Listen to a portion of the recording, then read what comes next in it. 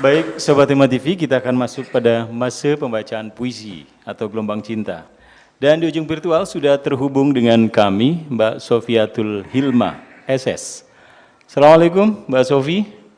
Waalaikumsalam warahmatullahi wabarakatuh. Alhamdulillah, lancar kita sudah terhubung kali ini. Dan Alhamdulillah. mohon izin sebelum baca gelombang cinta, sedikit saya akan bacakan kurikulum vitae dari Mbak Sofiatul Hilma SS ini. Lahir di Jember pada Desember 1987, beliau merupakan alumni Fakultas Sastra Indonesia Universitas Jember, aktif sebagai guru di Madrasah Asri Jember, aktif juga di pimpinan cabang Fatayat NU Jember bidang seni sosial budaya, dan beliau merupakan pembina ekstra public speaking, seni musik islami, dan literasi Madrasah Asri Jember. Baik, sekarang kita akan simak gelombang cinta dengan judul Sajak nomor 15 atau Wacana Cinta, Sofiatul Hilma. Bismillahirrahmanirrahim.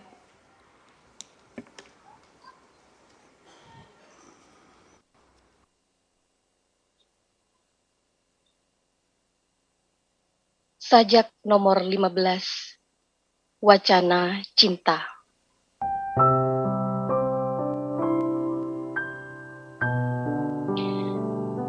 Nanti setelah engkau menjadi orang yang kaya raya, percayalah wahai kekasihku, akan banyak orang mengaku sebagai saudaramu, kerabatmu, dan temanmu. Sementara sekarang, ketika aku bertanya kepada orang tentang dirimu, banyak yang menjawab tidak tahu.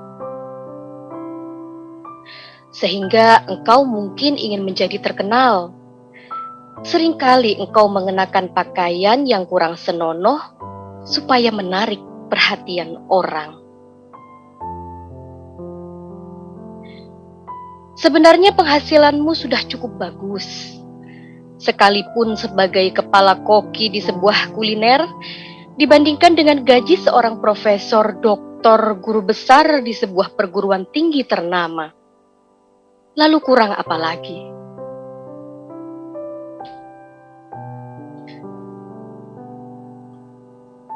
Aku ini seorang pengamat ulung tentang psikologi perempuan. Tetapi sampai sekarang, aku belum pernah punya keberanian untuk mengatakan secara pasti tentang apa yang sesungguhnya diinginkan oleh perempuan. Sampai sekarang aku belum dapat memastikan apa yang engkau impikan.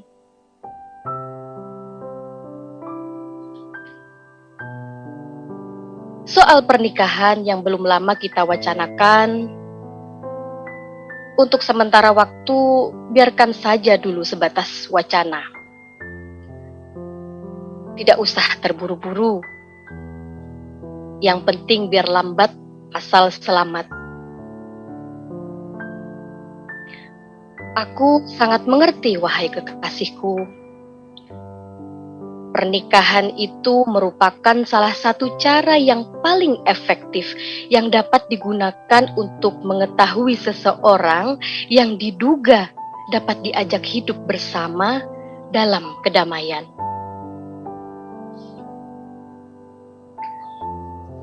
Aku ingin berterus terang kepadamu bahwa aku sudah berulang kali bercinta dengan perempuan, tetapi berujung dengan kegagalan. Semula, aku telah mengambil keputusan untuk diriku sendiri bahwa aku tidak akan menikah kecuali dengan seorang perempuan yang berbudi luhur. Tetapi setiap perempuan yang kucintai juga selalu mengatakan ingin mendapatkan suami yang berbudi luhur. Dan lalu akhirnya aku tertolak. Sejak itu, keputusanku terpaksa kubatalkan lagi. Sejak aku mencintaimu, yang penting asal perempuan yang baik-baik saja, tidak usah terlalu ideal.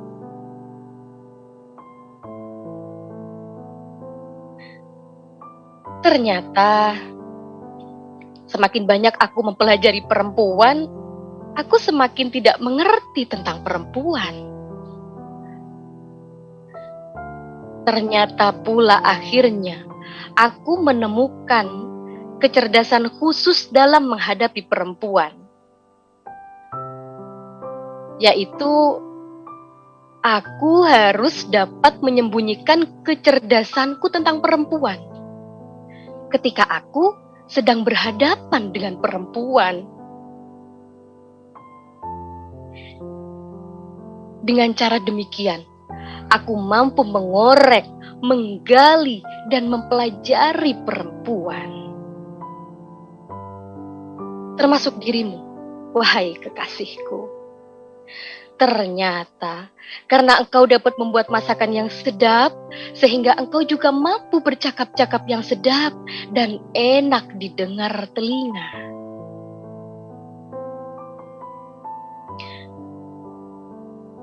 Mengapa engkau pandai membuat masakan sedap? Apa resep khusus yang engkau miliki harus engkau sembunyikan atau usahakan supaya mendapat hak paten? Demikian juga percintaanku bersamamu. Sembunyikan yang rapat. Jangan sampai ada orang lain yang tahu. Jangan engkau ceritakan kepada siapapun. Cinta harus dirahasiakan. Jangan dipublikasikan. Jagalah selalu cinta kita tetap berada dalam ruang privasi. Cinta akan hilang rasa sedapnya ketika menjadi konsumsi publik.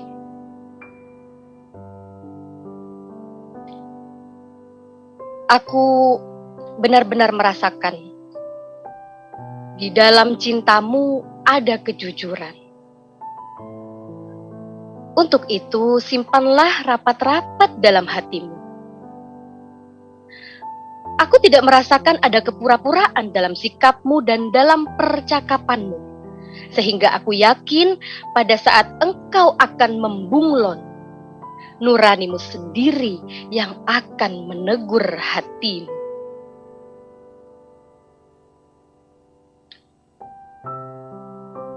Terlihat, kepala koki lebih santai dari orang yang bekerja sebagai koki. Tetapi nyatanya, kepala koki sangat melelahkan, sehingga suatu hari engkau pernah mengeluh. Capek. Sambil memijat-mijat betismu sendiri. Lalu aku tawarkan, biar kupijat. Engkau menjawab, tak usah, terima kasih. Tapi kupaksa dan akhirnya engkau menyerah. Sambil memijat betismu, aku pun terus bercerita. Karena engkau belum lama menjadi kepala koki, mungkin engkau merasa kelelahan. Akan tetapi nanti setelah lama dan terbiasa, engkau akan merasa nyaman. Engkau tidak menjawab, hanya memejam mata menikmati pijatanku. Sambil memejam mata, engkau bergumam dengan nada rendah. Ingin punya anak berapa?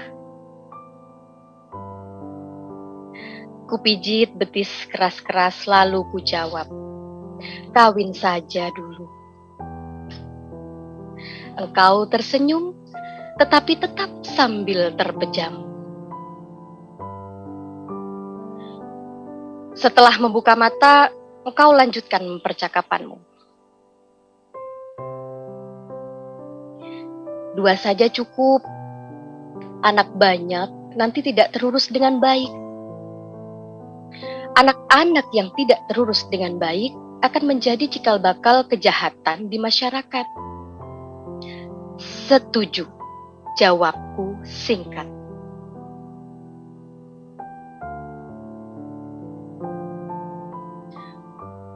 Separuh hidupku habis untuk mencari perempuan yang cocok untuk menjadi istriku, yang aku cintai, yang akan mendampingi hidupku, yang dapat diajak berbagi suka dan duka. Tetapi nanti separuh hidupku akan terhabiskan pula menanti saat perpisahan untuk selamanya dengan orang yang aku cintai.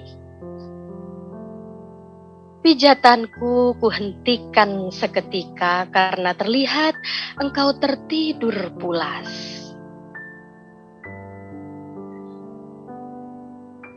Engkau sangat cerdas dan pintar, sehingga layak bila nanti setelah engkau menjadi istriku, akan kuberikan kebebasan kepadamu sepenuhnya untuk memilih mana yang patut engkau lakukan, untuk memilih sendiri mana yang baik dan mana yang buruk.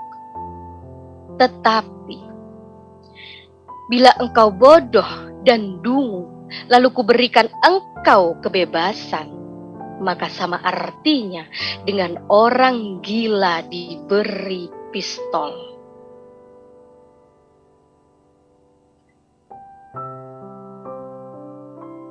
Awalnya aku merasa kecewa, berpisah dengan orang-orang yang pernah aku cintai, wahai kekasihku. Tetapi setelah aku bersambung bersamamu, dan setelah aku pikir-pikir, ternyata aku sekarang lebih nyaman daripada berakrab dengan orang-orang yang tidak mampu memberikan penghargaan. Juga termasuk menganiaya diriku sendiri apabila aku selalu memberikan perhatian kepada mereka yang merasa nyaman tanpa kehadiranku.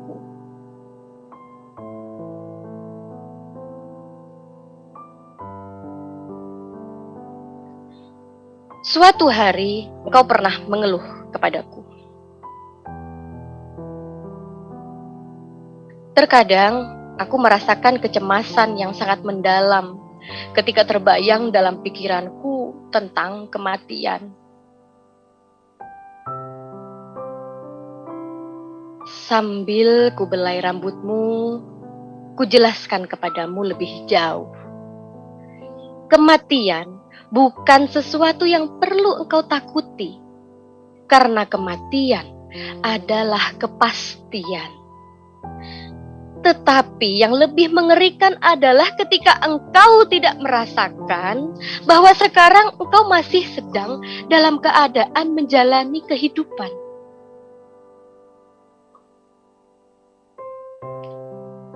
Secara tidak sadar sering kali kita mengabaikan bahwa di dalam diri kita tersimpan banyak persoalan. Di dalam relung-relung hati kita, di dalam lorong-lorong gelap yang tidak berpenghujung, lebih banyak dari benda-benda yang tersimpan di dasar lautan. Itu yang sering terjadi. Rasa cemas muncul tiba-tiba tanpa dipanggil. Kenangan-kenangan lama mereproduksi sendiri, mengapung ke permukaan. Dalam percakapanku bersamamu setiap saat, wahai kekasihku, perlu engkau ketahui. Ketika aku ingin memahami apa yang engkau maksudkan, aku tidak mendengar ucapan yang meluncur dari mulutmu, melainkan yang kudengar adalah ungkapan yang meluncur dari sorot matamu. Sebaliknya, jangan menilai diriku sebagai pemalas dan culas, karena aku banyak tenggelam dalam berpikir. Sungguh, banyak pekerjaan-pekerjaan yang terlihat dengan kasat mata seperti memasak, tetapi juga banyak aktivitas yang tidak dapat dilihat mata.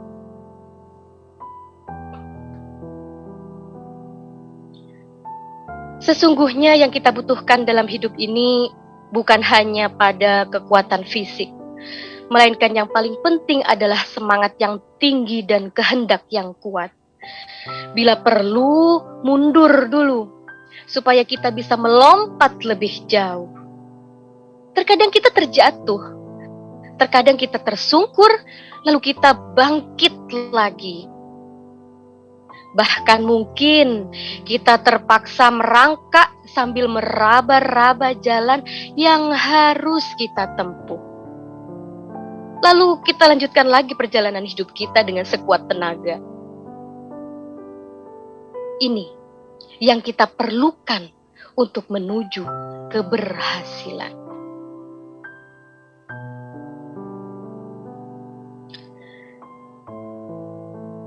Dalam keadaan tertidur lelap, setelah kupijat betismu, kuhitung dengus nafasmu satu-satu.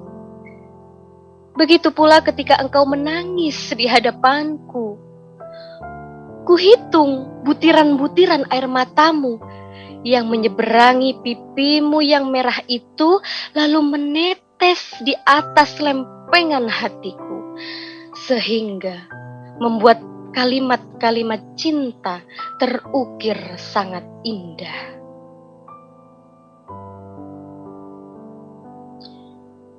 Memang apa saja bila diletakkan dalam kerangka ekuilibrasi tentu sangat baik sekali. Tetapi yang paling hebat bila cinta kita diposisikan dalam suasana keharmonisan. Sehingga nanti senyumanmu akan menjadi matahari terbit yang dapat menghalau kegelapan hatiku. Sebaliknya, air mata yang mengalir dari kelopak matamu menjadi anugerah Tuhan yang dapat menghimpun segala potensi yang ada di dalam dirimu menjadi suatu kekuatan.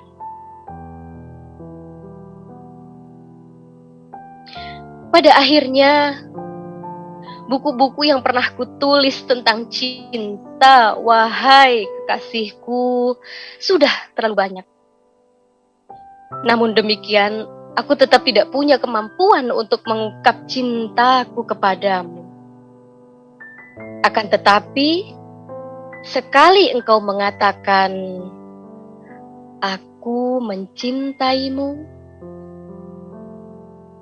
semuanya menjadi terjabarkan.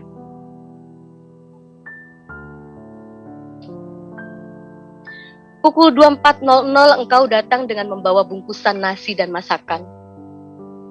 Ingin makan malam bersamaku.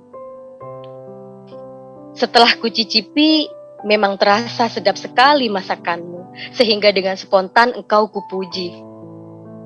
Enak banget. Engkau tersenyum gembira menerima pujianku.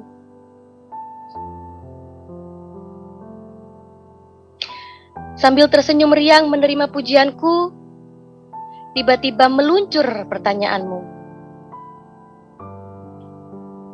Sampai kapan wacana cinta diakhiri dengan keputusan pasti?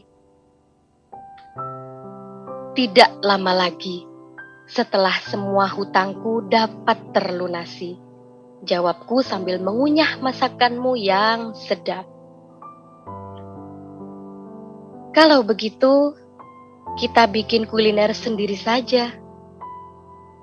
Usulmu kemudian. Indramayu, 10 November 2022, Buya Abdul Syakur Yasin. Tersun. Matursuun Buya, matursuun semuanya. Yuk.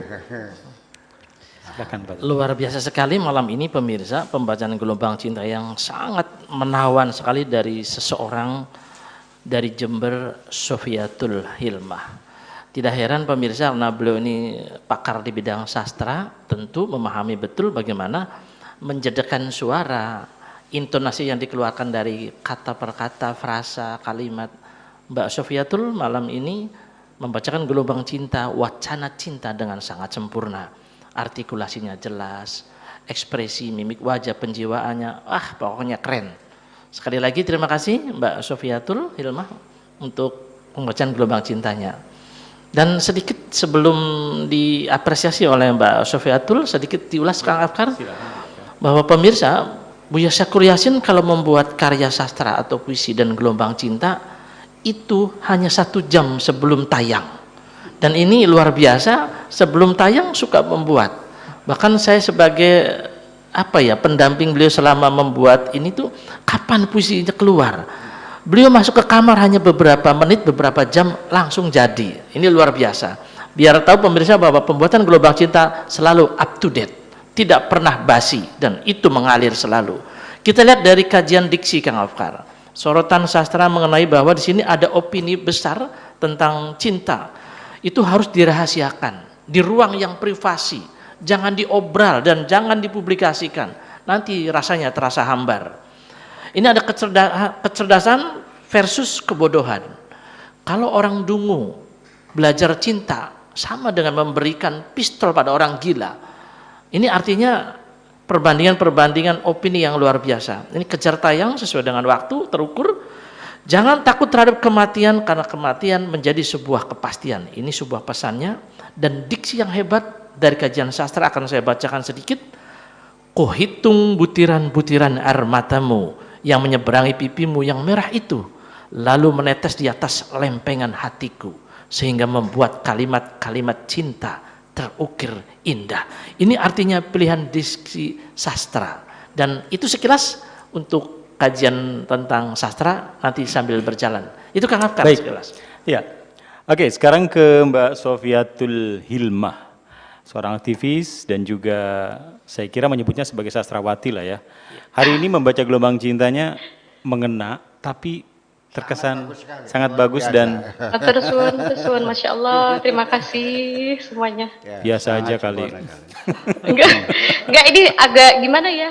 Gimana? Seandainya ini mimpi, saya nggak mau dibangunkan. Oh gitu.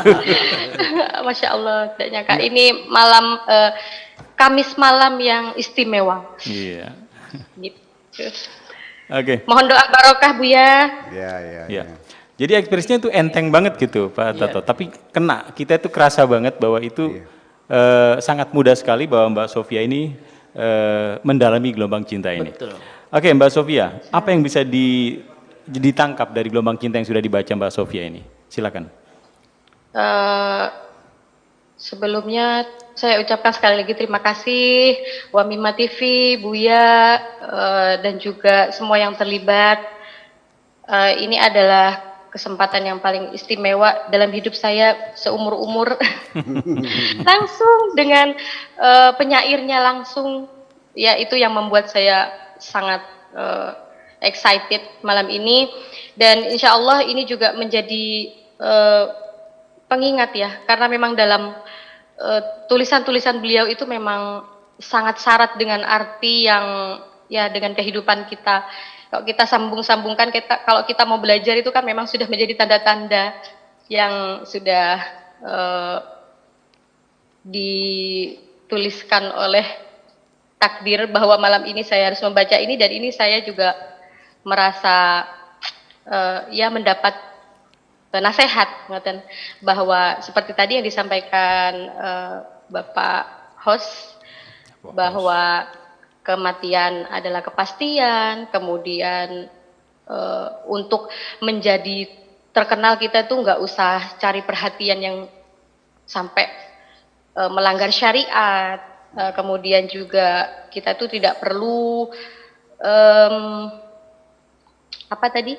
tidak perlu sedih ketika dijauhi oleh orang-orang yang justru sebenarnya zalim kepada kita gitu. Luar biasa. Mohon maaf ini saya agak masih deg-degan. Ngapunten Buya, ngapunten. Iya. Baik, terima kasih Mbak Sofi. Buya, kembali tentang puisi masih tentang sebuah.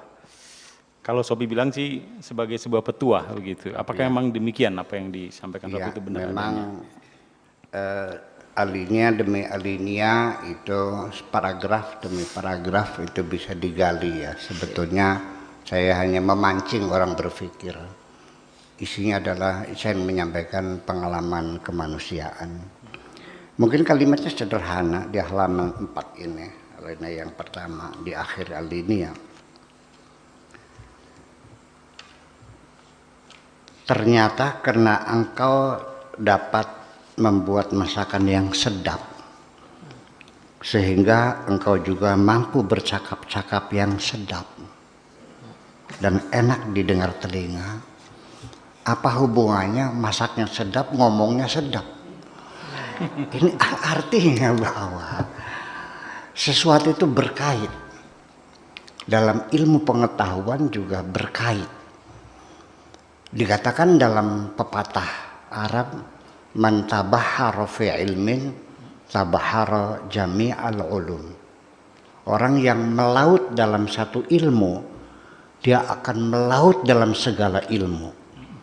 Jadi ketika Pak Sofia ya mendalami bahasa Indonesia, itu tidak akan menjalar kepada ilmu yang lain.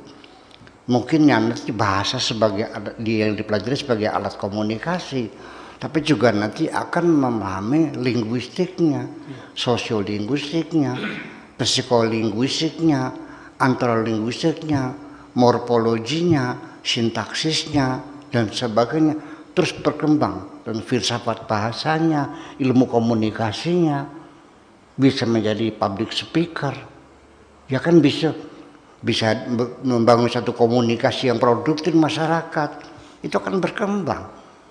Jadi mari kita buktikan tidak ada negara terbelakang itu sastrawannya yang mendapat hadiah Nobel.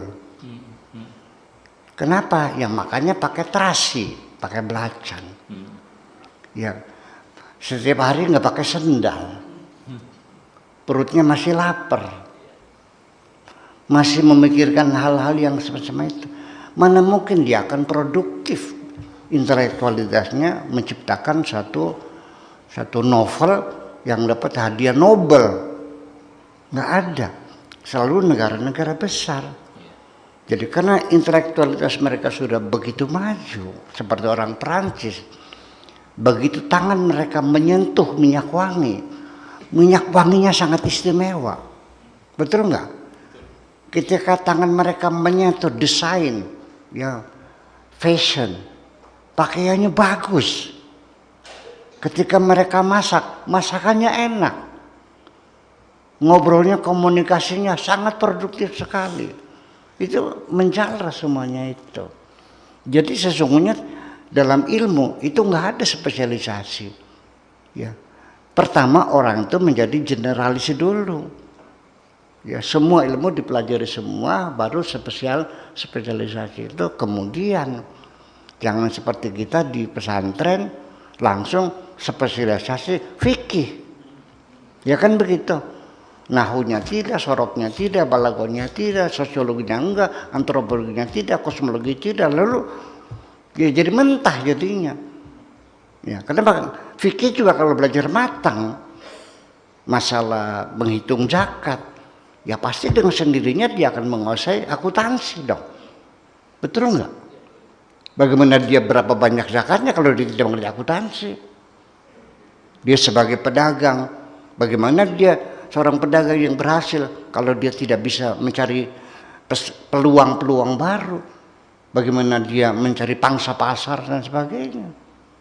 Bagaimana dia bisa membangun hubungan bisnis dengan yang lainnya? Itu semuanya berkembang. Ini adalah satu cerita karena masakanmu enak sehingga ngomongnya enak juga.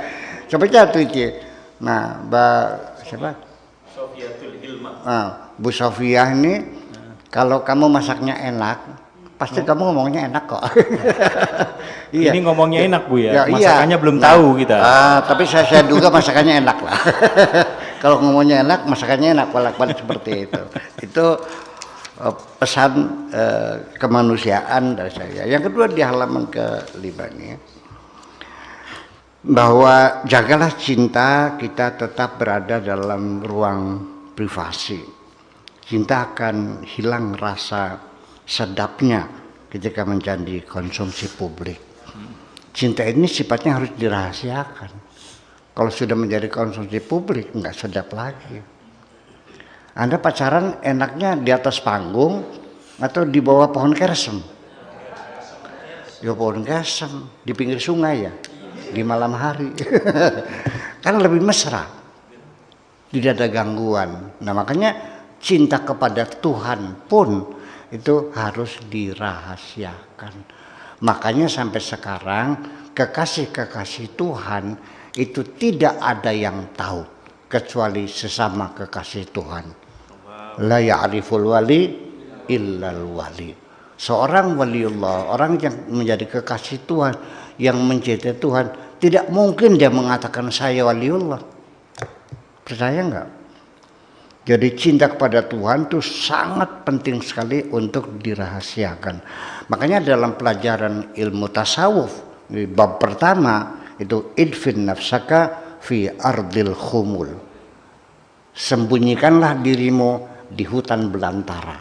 Di hutan belantara. Jangan sampai ada orang lain tahu.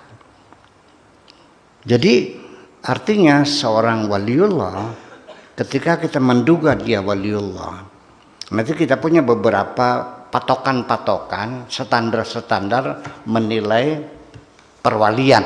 Iya. Antara lain, ya, setiap melangkah kaki kanan dulu. Kalau meludah selalu ke kiri, ya kan begitu. Iya. Ciri-cirinya itu, ketika dia sadar ada orang yang memperhatikan, dia pasti menyembunyikan diri. Artinya begitu dia sadar ada yang perhatikan, dia sengaja meludahnya ke kanan supaya jangan diduga dia wali Allah. Wali itu matanya bukan mata keranjang, tidak pernah tergoda dengan perempuan. Anda perhatikan, dia sadar dia ngodain perempuan. Sejak itu Anda memastikan itu bukan wali, itu wali dalban. Itu wali dalban. Jadi banyak pola-pola yang mereka lakukan untuk menyembunyikan identitas mereka sebagai kekasih Tuhan. Karena cinta itu rasanya tidak nyaman kalau banyak orang yang tahu. Oleh karena itu rahasiakanlah cintamu, hanya engkau yang tahu sendiri. Terima kasih. Gitu. Luar biasa, terima kasih penjelasan dari Buya Syakur tentang gelombang cinta sajak nomor 15 ini. Selanjutnya ke Tuan Guru Sehari, untuk menilai dari gelombang cinta malam hari ini dengan judul sajak nomor 15 atau wacana cinta, begitu. Ini bagaimana Tuan Guru? Silakan. Terima kasih pertama-tamanya kepada pencipta puisi.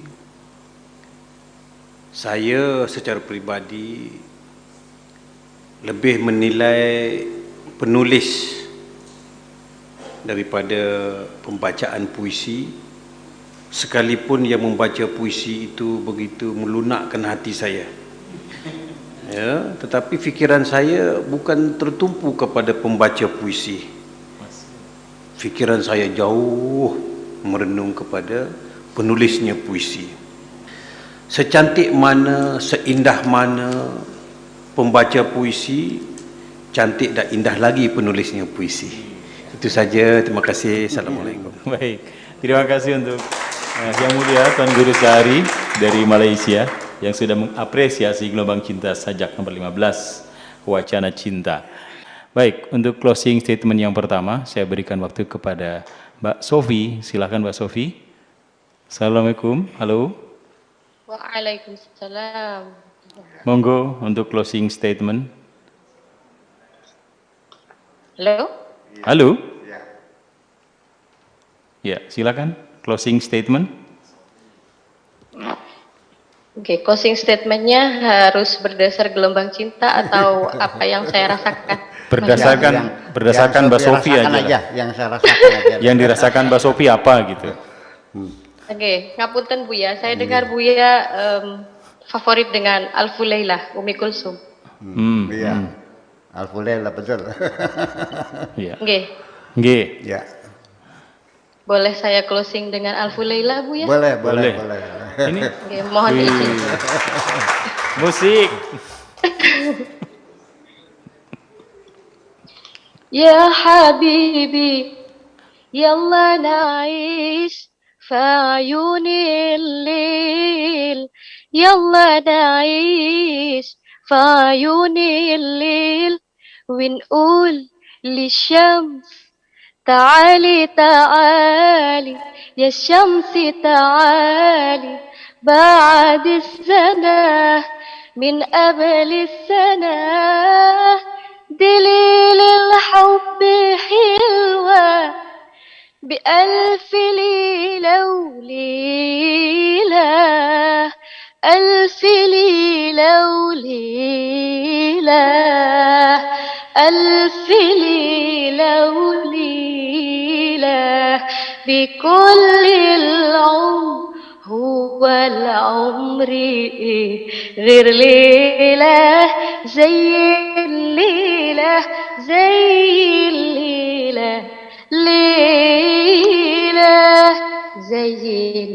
bela. Ngapunten, wassalamualaikum warahmatullahi Wow, wabarakatuh. wow. Baik. Unbelievable. Very excellent. Ya. Bah, masuk. Terima Bukan kasih. main. Terus, Umi Kulsum Jember ini. Bukan main, bukan main. Dan kemudian- nanti sekali-kali kita undang ke sini. Nah, benar itu. Untuk menyanyikan lagu itu dengan Kanjeng Mimpi Sunan apa, ya. Bu, ya? Insya Beb Allah. Ali nanti. Dengan Beb Ali Bu ya.